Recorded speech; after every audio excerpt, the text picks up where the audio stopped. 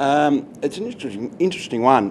Been through that plenty of times previously, and you always look for the pride of the guys, and generally hasn't been hard in the past and hasn't been hard this week. They've taken full responsibility the way they were. They're embarrassed about it. Had a good session on Monday. Had a great chat about it. So they've trained well this week. So all the indications are that that they want to do something about what happened last week. How hard was it, I guess, with guys like Gary Ablett putting his hand up and saying he can do more? I mean, he's identified contested ball, believes he can do more there. I mean, even guys Ablett's calibre saying that. Oh yeah, well that's what it's about. Everyone's treated equally, and it was pleasing in the meeting that all players, whether young or old, challenged each other. So they asked some good questions and had some good challenges. So it's certainly not hierarchical. So everyone needed to take responsibility, and they did, which was great. In the chat on SUNS TV, Gary Ablett did look like he had the weight of the world on his shoulders a little bit. Are you asking the veterans to kind of step up more and to guide the younger players? Well, I think that's the same with any side. I mean, that's why they're called leaders, because they've got to be able to lead the group.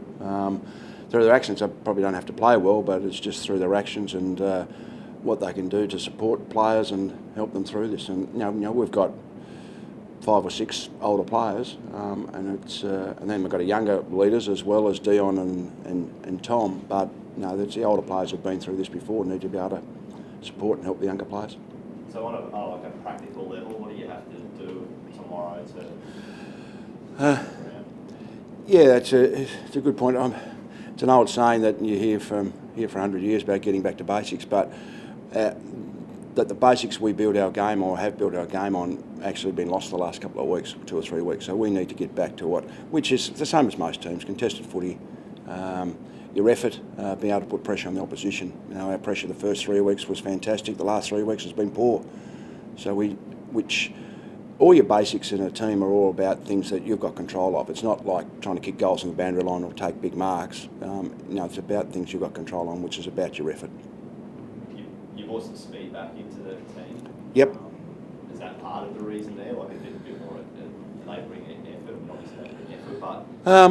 Well, Sardi's obviously straight back in, gives us a bit of drive back there, but Darcy and Jared Garlett have both got good speed, but both good pressure. Their pressure in the when they've played in the Newfield team has been terrific. That we know Jared can really do that with his speed and his pace. So we're looking at that. We've got to put some pressure on the opposition, and that's one of the key indicators that we'll measure this weekend. Rocket, can you give us the line on halves? I know it wasn't orchestrated, but it kind of seems fitting that he's the one first. He's a Queenslander who came home first to play 100 games for the club, and I know he's, I won't say favourite, but he is favourite or one of them. I think you have a spot because you coached him when he was first game in Melbourne. I think he's a very humble individual, very quiet. He said this week, because normally if there's a milestone, I normally make a speech and talk to the group, but he said he didn't want any of that this week. He didn't want any fanfare. Here's one player that analyses himself very honestly. He doesn't try. Some players at times can point fingers and make excuses. He never does. He takes full responsibility the way he goes about it. He knows if he plays well or plays poorly, what he needs to do. Even though he's quiet, he's a terrific leader around the place. Players really listen to him because he's got great character. He's got great strength of mind. And it's, as you said, it's great for him to be the first one for the Suns to play 100 games. I think being a Queenslander as well, and the fact that he's got a great deal of passion for the club as well, and I think that comes through. So, certainly, he's only 27, so you'd like to think he's got another 3 or 4 years left in him as well to be able to take that to 150. Rodney, do you feel Gary has been holding back a little since he's come back from his shoulder? I guess subconsciously he's sort of admitted that he's... We came back from his shoulder around 14 last year and got 2 best on grounds and 2 second best on ground. So he wasn't holding back in his shoulder then, so I don't think he's holding back in his shoulder now. No, I don't. And he's taken the strapping off. He hasn't worn strapping for 3 weeks, so I don't think he's holding back on his shoulder. Rocket, do you feel like you've sent a bit of a message with the guys you dropped this week, and I guess to put everyone else on notice? No, I don't, to be honest, Tom. I think Trent was out injured, we dropped young Mac Willis from his first game, so that's not a difficult call. That's tough on the kid. I had to apologise him for that. And Ryan Davis has played 6, so I don't think there's been a message sent. Probably in my mind earlier in the week we were going to make a stand with 2 or 3 maybe older players or experienced players, guys who played some games. But after the review, when it was, we felt it went extremely well. I spoke to a lot of the individuals about where they're at and decided to give them another chance. So no, we haven't made a real stance at selection at this stage, but certainly that's the ultimate tool you've got in your armoury. So did you decide that their credits counted for something, or did you decide after the review that they not punished themselves, but they deserved a chance at redemption because they fessed up to, and collectively they were pretty poor? They were poor, so it's pretty hard. There's probably only had 3 or 4 players you'd be happy with the effort.